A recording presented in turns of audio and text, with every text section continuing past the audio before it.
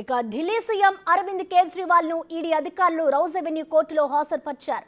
ఇప్పటికే కేజ్రీవాల్ ను 10 రోజుల కస్టడీకి అప్పగించాలని కోరుతూ ఈడీ పిటిషన్ దాఖలు చేసింది. రౌజ్ అవెన్యూ కోర్టులో కేజ్రీవాల్ తరఫున న్యాయవాదులు విక్రమ్ చౌదరి, రమేష్ గుప్తా వాదనలు వినిపిస్తున్నారు.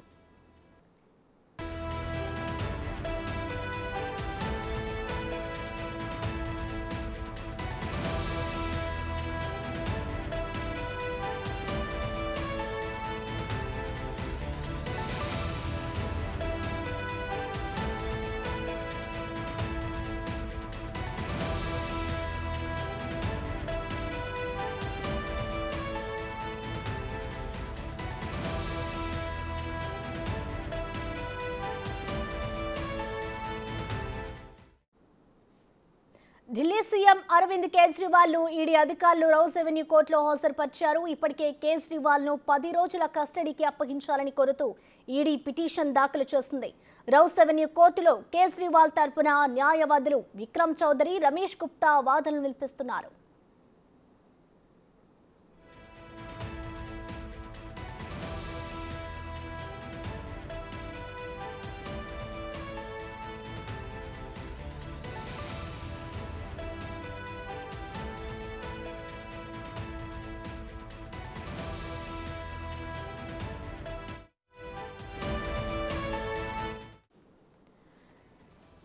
ఢిల్లీ సీఎం అరవింద్ కేజ్రీవాల్ ను ఈడీ అధికారులు రౌజ్ అవెన్యూ కోర్టులో హాజరుపరిచారు. ఇప్పటికే కేజ్రీవాల్ ను 10 రోజుల కస్టడీకి అప్పగించాలని కోరుతూ ఈడీ పిటిషన్ దాఖలు చేసింది. రౌజ్ అవెన్యూ కోర్టులో కేజ్రీవాల్ తరపున న్యాయవాదులు విక్రమ్ చౌదరి, రమేష్ గుప్తా వాదనలు వినిపిస్తున్నారు.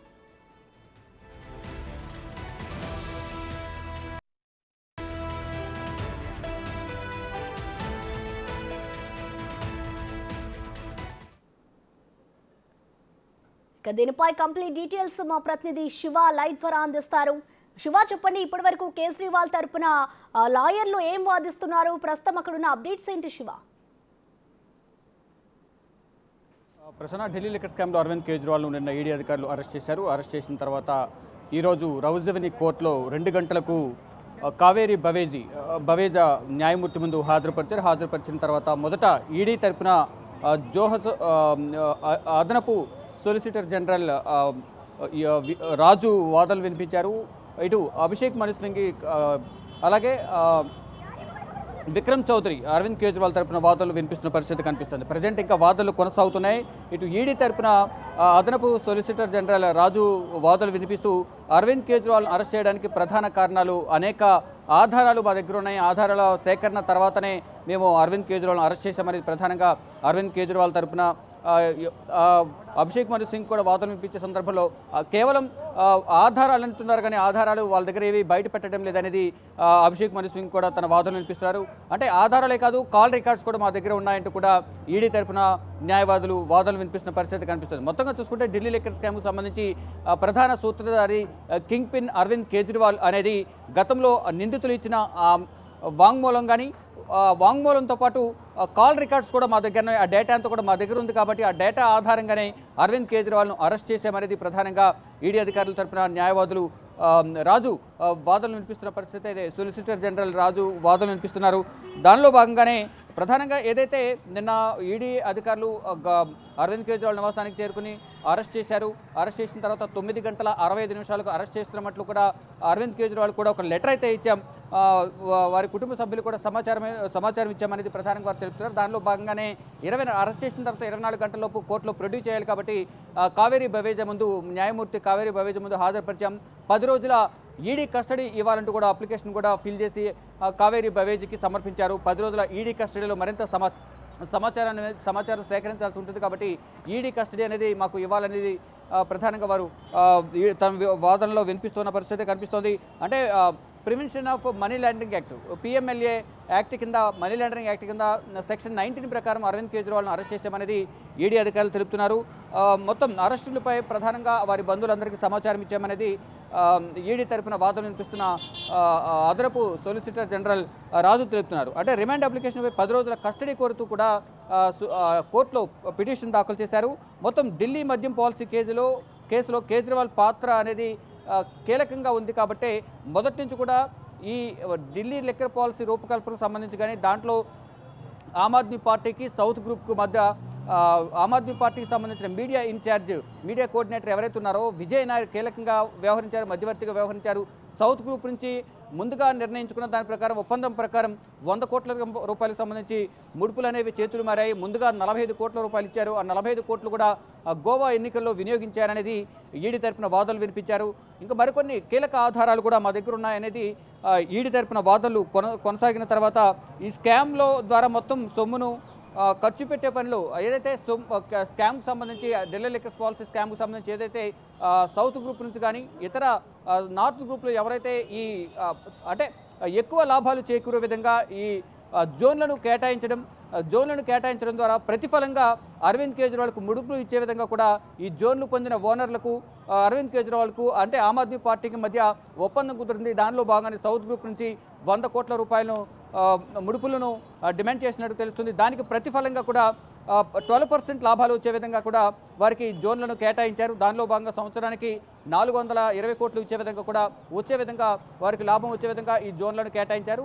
దానికి ప్రతిఫలంగా కూడా సౌత్ గ్రూప్ నుంచి 100 కోట్ల రూపాయలు ఇచ్చారనేది ఇటు ఈడీ అధికారులు వారు నమోదు చేసిన అభియోగాల్లో భాగంగా ఈరోజు వాదనలు కూడా వినిపించారు.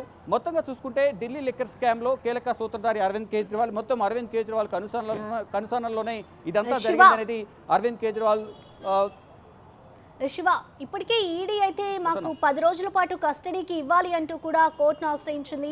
మరి ఈ నేపథ్యంలో ఒకవేళ ఈ రోజు వాదనలు కంప్లీట్ అయితే కోర్టు దానికి అనుమతిస్తే కవితని అలాగే కేజ్రీవాల్ ఇద్దరిని ఒకటే దగ్గర కూర్చోబెట్టి విచారణ చేస్తారా లేదంటే సపరేట్గా చేస్తారనుకోవచ్చు శివ? అంటే ప్రస్తుతం ఎమ్మెల్సీ కవిత ఇటు ఈడీ కస్టడీలో ఉన్నారు కాబట్టి ఈరోజు 6వ రోజు కస్టడీ కొనసాగుతోంది. రేపటితో కవిత ఈడీ కస్టడీ ముగియబోతుంది. అంటే 7 రోజుల ముందుగా 10 రోజులు కస్టడీ కోరిన నేపథ్యంలో రౌస్ రెవెన్యూ కోర్టు గత న్యాయమూర్తి ఎంకే నాగ్పాల్ 7 రోజుల ఈడీ కస్టడీ ఇచ్చారు. రేపు మధ్యాహ్నంతో కస్టడీ ముగియబోతుంది. 12 గంటలకు మళ్ళీ తిరిగి నూతన న్యాయమూర్తి కావేరి బవేజ ముందు ఈడీ అధికారులు ప్రవేశపెట్టిన తర్వాత మళ్ళీ కొన్ని రోజులు ఈడీ కస్టడీ కోరే అవకాశం అయితే ప్రధానంగా కనిపిస్తుంది.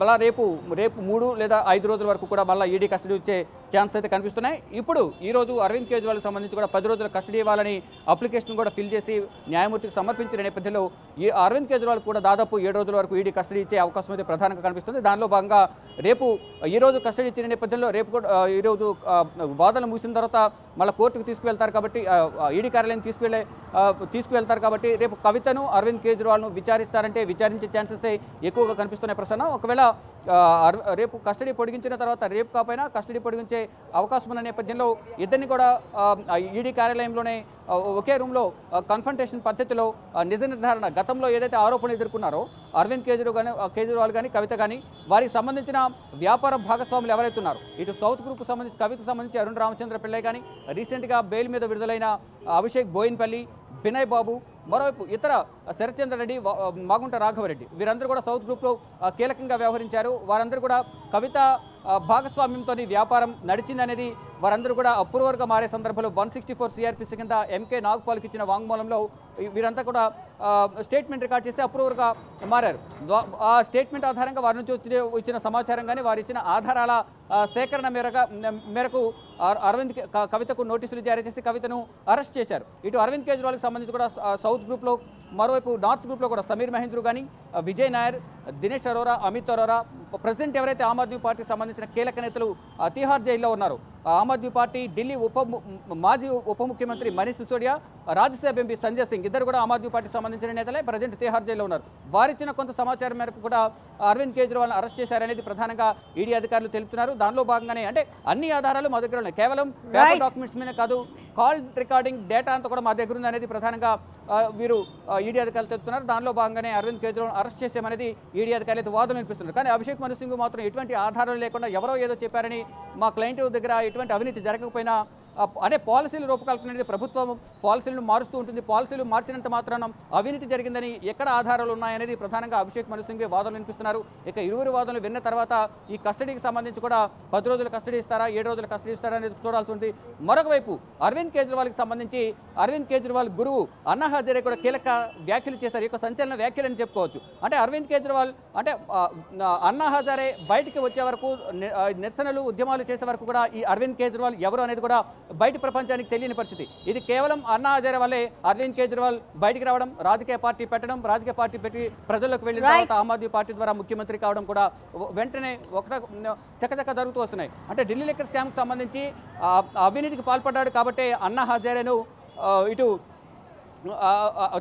అరవింద్ కేజ్రీవాల్ను ఈడీ అధికారులు అరెస్ట్ చేశారనేది అన్నా హజారే వ్యాఖ్యలు చేశారు. నేను గతంలో కూడా ఢిల్లీ లిక్కర్ పాలసీ సంబంధించి అనేక మార్లు సంప్రదించాను, కానీ నా మాటలను పెడతామని పెట్టారు. ఇక ఫైనల్గా అవినీతికి పాల్పడ్డారు కాబట్టి అరవింద్ కేజ్రీవాల్ను ఈడీ అధికారులు అరెస్ట్ చేశారనేది అన్నా హజారే కూడా ఆగ్రహం వ్యక్తం చేస్తున్న పరిస్థితి కనిపిస్తోంది. ప్రసన్న.